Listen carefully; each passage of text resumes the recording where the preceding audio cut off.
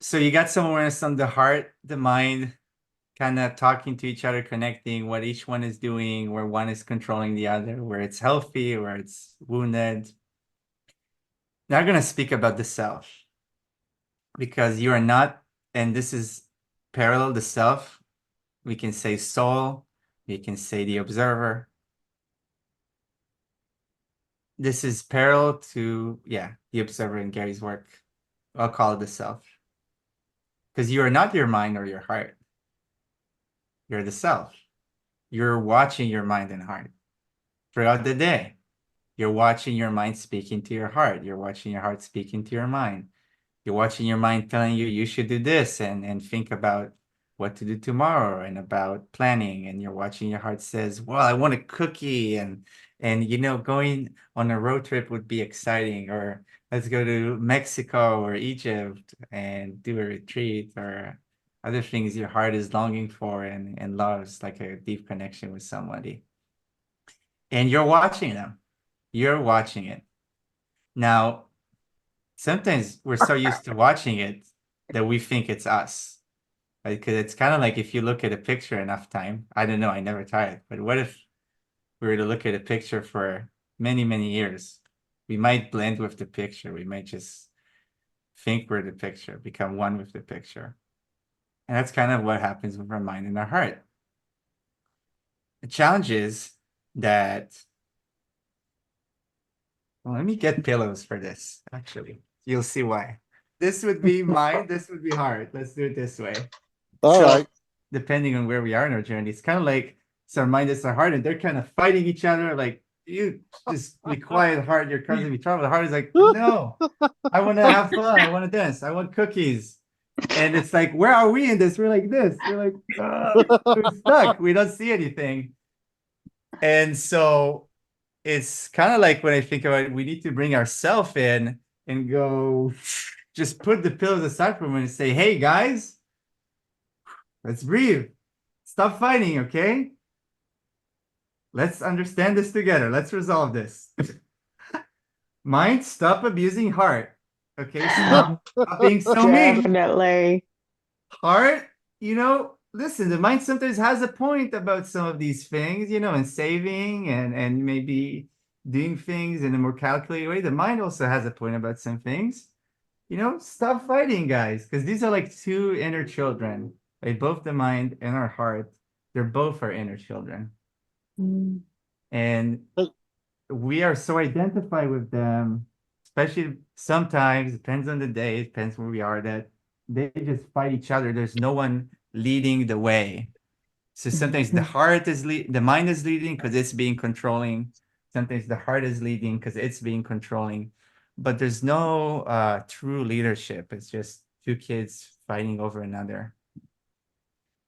And that's where Yeah. we need to come in and lead, and go wake ourselves up from this and kind of go, hey guys, why don't we talk and let's see what's going on?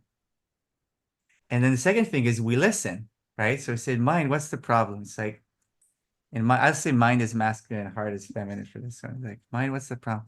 Well, she's impulsive and she wants all these things, but they're not realistic and they're scary and it's not safe and it's silly. And what if people judge us? And what if it doesn't work out? It's better off things being the same. Okay, okay, I heard you. Okay, and heart, what's the problem? Well, he's just controlling. He's judging me. He's mean. He never gives me a chance, you know? Never listens to me. He never lets me have fun. I go, okay, okay, okay. And now we get to start to talk between them and see how we can improve the relationship. And it's about us doing it. We need to step in and go, oh, mine, what if you would be kinder to the heart? Why are you so mean? Why are you creating so much fear? Is it really that scary to listen to her? And heart is like, hey, and what if you don't need to push my wife? The mind is just scared. What if even he can be helpful in some things? Maybe he's not that bad. And you start to help them like each other, form a relationship. Maybe they start to make out. once in a while. They just start to like, maybe they fight, so then they like each other, You had to go there. Maybe they and like each other a little too much. And I was trying to and show you. I was trying to show you a picture of my confined pillow, which is this like cow in the back seat of my car that I tagged into my seatbelt. And everybody goes, "Why?" And I go, "Because it's my matter." I turn around in the rearview mirror and there's this fat little cow pillow just happily strapped into the back of my car. beautiful. Got one pillow, you It's got the other pillow? There we go. That would be your heart, unless you have two cutie ones, and then we'll give them both.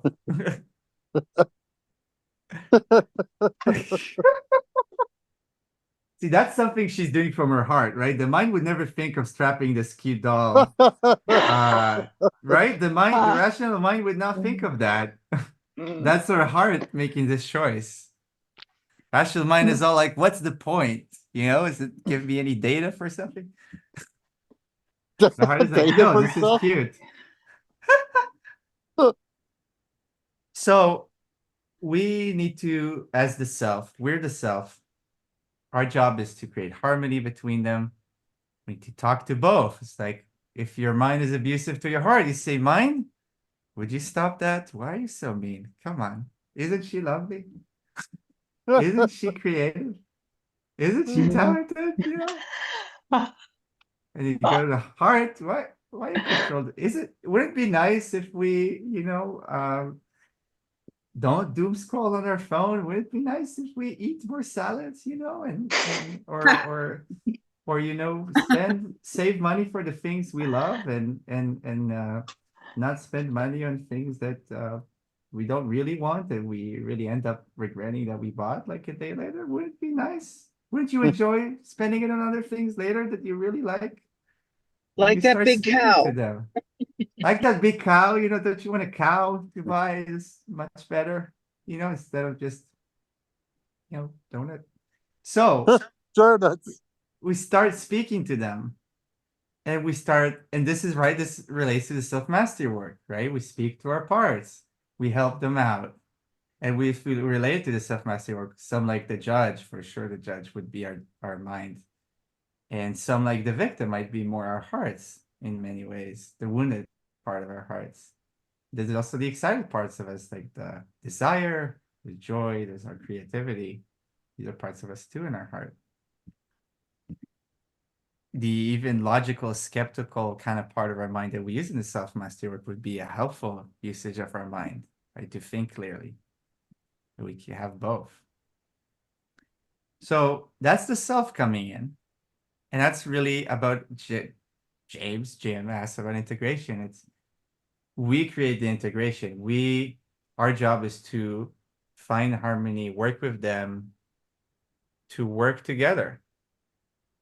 And it's a moment by moment kind of thing, right? There's no like, oh, I got the harmony. That's it.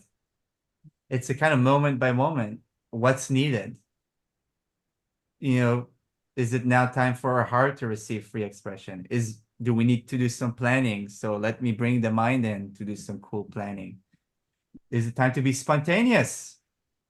And it's time to bring the heart. Heart, what do you want to do? Let's be spontaneous. What will be fun? Oh, I want to play bowling. Okay, we're going to go bowling. Right? That's the heart.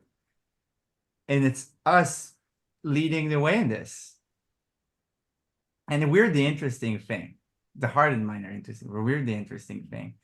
Because it's us who really make the choice. And it's a moment by moment choice and movement.